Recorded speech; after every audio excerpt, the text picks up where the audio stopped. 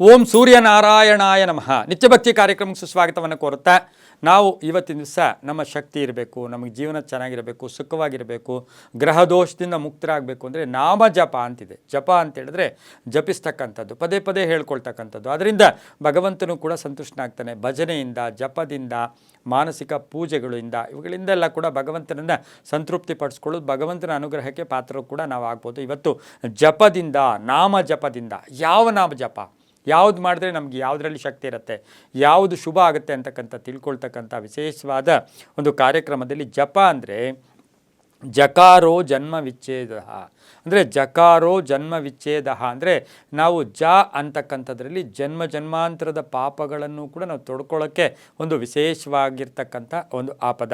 ಪಕಾರೋ ಪಾಪನಾಶಕ, ಪಕಾರ ಅಂದರೆ ಪಾಪನ, ಅದು ಎರಡನ್ನೂ ಸೇರಿದ್ರೆ ಜಪ ಅಂತಾಗುತ್ತೆ.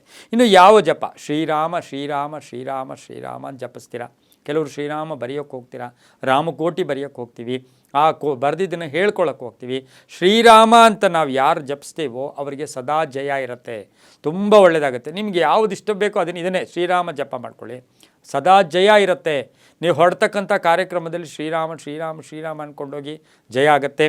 ಹಾಗೆ ಮುಂದೆ ಕೇಶವ ಸ್ಮರಣೆಯಿಂದ ಕೇಶವ ಕೇಶವ ಅಂಥೇಳಿ ನಾವು ಜಪ ಮಾಡಿಕೊಂಡು ಅಥವಾ ಸ್ಮರಣೆ ಮಾಡಿಕೊಂಡು ಹೋಗಿದ್ದೆ ಆದರೆ ನೇತ್ರ ಬಾಧೆಯಿಂದ ಮುಕ್ತರಾಗ್ತೀವಿ. ಕಣ್ಣಿನ ಬಾಧೆ, ಕಣ್ಣಿನ ತೊಂದರೆಗಳಿಂದ ಅಥವಾ ಕಣ್ಣಿನ ದೋಷಗಳಿಂದ ಮುಕ್ತರಾಗ್ತೀವಿ ಕೇಶವ ಅಂತ ಹೇಳ್ಕೊಂಡ್ರೆ. ಇನ್ನು ದಾಮೋದರ ಅಂತ ಹೇಳ್ಕೊಂಡಾಗ ನಾವು ತುಂಬ ಬಾಂಧವ್ಯಗಳನ್ನ ಹಚ್ಕೊಂಡ್ಬಿಟ್ಟಿರ್ತೀವಿ. ನನ್ನ ಹೆಂಡತಿ, ನನ್ನ ಮಕ್ಕಳು, ನಮ್ಮ ಅಣ್ಣ ತಮ್ಮಂದರು, ನನ್ನ ಕುಟುಂಬ, ನನ್ನ ಆಸ್ತಿ, ಇದೇನಾಗುತ್ತೆ ನಾವು ಹೊರಟೋದ್ರೂ ಕೂಡ ಅವೆಲ್ಲ ಇರ್ತವೆ. ಆದರೆ ಅದನ್ನು ನಾವು ಜಾಸ್ತಿ ಬಂಧ ಮುಕ್ತರಾಗಿರ್ತೀವಿ. ಇದನ್ನೇನು ಮಾಡ್ತಾ ಇರ್ತೈತೆ ಅಂದರೆ ಬಂಧ ಮುಕ್ತತೆ ಅಂದರೆ ಬಂಧನಗಳನ್ನು ನಿಮಗೆ ಎಷ್ಟು ಬೇಕೋ ಅಷ್ಟನ್ನು ಇಡೋಕ್ಕೆ ಪ್ರಯತ್ನ ಪಡುತ್ತೆ, ಅದು ದಾಮೋದರ. ಇನ್ನು ನಾರಾಯಣ ಅಂತ ಅಂದ್ಕೊಂಡ್ರೆ ಒಂದು ಸಾರಿ ಬೆಳಗ್ಗೆ ಸಾಯಂಕಾಲ ಮಧ್ಯಾಹ್ನ ನಾರಾಯಣ ನಾರಾಯಣ ಅಂತ ನೀವು ಅಂದ್ಕೊಂಡಿದ್ದೆ ಆದರೆ ಸರ್ವ ಗ್ರಹ ದೋಷಗಳಿಂದ ಮುಕ್ತರಾಗ್ತೀವಿ. ಸರ್ವ ಗ್ರಹ ದೋಷಗಳಿಂದ ಮುಕ್ತರಾಗ್ತೀವಿ. ಮಾಧವ ಮಾಧವ, ಬೆಳಗ್ಗೆ ಎದ್ದಾಗ ಒಂದು ಮಾಧವ, ಸಾಯಂಕಾಲ ಒಂದು ಮಾಧವ, ಮಧ್ಯಾಹ್ನ ಒಂದು ಮಾಧವ, ಕೆಲಸದಲ್ಲಿದ್ದಾಗ ಒಂದು ಮಾಧವ, ಮಾಧವ ಮಾಧವ ಅಂತ ಅಂದ್ಕೊಂಡಿದ್ದೆ ಆದರೆ ಸಂಕಲ್ಪಗಳು ಈಡೇರುತ್ತೆ. ಅಪ್ಪ ನನಗೆ ಈ ಕುಟುಂಬದಲ್ಲಿ ಕೆಲವು ಜವಾಬ್ದಾರಿಗಳಿದೆ, ಅದು ನೆರವೇರಿಸ್ಕೊಡಪ್ಪ ಅಂತಕ್ಕಂಥದ್ದಕ್ಕೆ ಇದು ಮಾಧವ ಒಳ್ಳೆಯದು.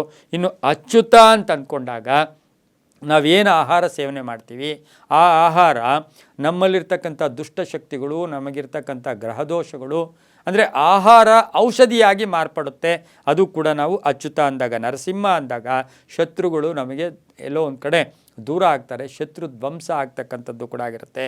ನಾವು ಇವತ್ತಿನ ಸಹ ತಿರುಪತಿಗೆ ಹೋದರೆ ಬಹಳ ಪ್ರಖ್ಯಾತಿ, ಬಹಳ ಜಾಸ್ತಿ ಹೇಳ್ಕೊಳ್ಳೋದೆ ಗೋವಿಂದ ಗೋವಿಂದ ಗೋವಿಂದ ಗೋವಿಂದ. ಈ ಗೋವಿಂದ ಇದರಿಂದ ಸಕಲ ಪಾಪ ಮುಕ್ತಿಗಳು.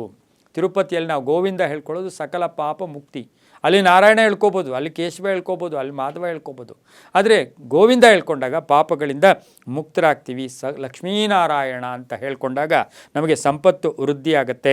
ಹಾಗೆ ಸರ್ವೇಶ್ವರ ಸರ್ವೇಶ್ವರ ಸರ್ವೇಶ್ವರ ಅಂತ ಜಪ ಮಾಡಿಕೊಂಡ್ರೆ ನಮ್ಮ ಯೋಜನೆಗಳಿಗೆ ಜಯ ಸಿಗತ್ತೆ. ಆದರೆ ಜಗನ್ನಾಥನನ್ನು, ಪೂರಿ ಜಗನ್ನಾಥ ಅಥವಾ ಜಗನ್ನಾಥನನ್ನು ಸ್ಮರಿಸ್ಕೊಂಡ್ರೆ ಸರ್ವ ಭಯ ದೂರ ಆಗುತ್ತೆ, ಸರ್ವ ಭಯ ದೂರ ಆಗುತ್ತೆ. ಒಂದ್ಸರಿ ದುರ್ಗಾ ಅಂದರೆ ದುರ್ಗತಿ ನಾಶಿನಿ, ದುರ್ಗತಿ ನಾಶಿನಿ. ಅದೇ ರೀತಿ ಜಗನ್ನಾಥ ಅಂದ್ಕೊಂಡ್ರೆ ಭಯದಿಂದ ಮುಕ್ತರಾಗ್ತೀವಿ. ಕೃಷ್ಣ ಕೃಷ್ಣ ಕೃಷ್ಣ ಕೃಷ್ಣ ಅಂತ, ಹರೇ ಕೃಷ್ಣ ಅದು ಬೇರೆ, ಇದು ಕೇವಲ ಕೃಷ್ಣ ಕೃಷ್ಣ ಕೃಷ್ಣ ಅಂತ ನಾವು ಜಪ ಮಾಡಿಕೊಂಡ್ರೆ ಕಷ್ಟಗಳು ದೂರ ಆಗುತ್ತೆ, ಕಷ್ಟಗಳು ದೂರ ಆಗುತ್ತೆ. ಶಿವ ಶಿವ ಶಿವ ಅಂತ ಹೇಳಿದ್ರೆ ಸರ್ವ ಅಭಿಷ್ಟಗಳು ಕೂಡ ನಮಗೆ ಈಡೇರುತ್ತೆ. ಹರೇ ಕೃಷ್ಣ ಕೃಷ್ಣ ಕೃಷ್ಣ ಹರೇ ಹರೇ, ಹರೇ ರಾಮ ರಾಮ ರಾಮ ಹರೇ, ಇದು ಹೇಳ್ಕೊಂಡ್ರೆ ನಮಗೆ ಸರ್ವವೂ ಶುಭ ಆಗುತ್ತೆ ಅಂತ ಹೇಳ್ತಾ, ಆಯಾ ನಾಮ ಜಪ ಆ ಶ್ರದ್ಧಾ ಭಕ್ತಿಯಿಂದ ಶುಭ ಆಗುತ್ತೆ ಅಂತ ಹೇಳ್ತಾ, ಸರ್ವೇ ಜನ ಸುಖಿನೋ ಭವಂತು, ಸಮಸ್ತ ಸನ್ಮಂಗಳಾನಿ ಭವಂತು.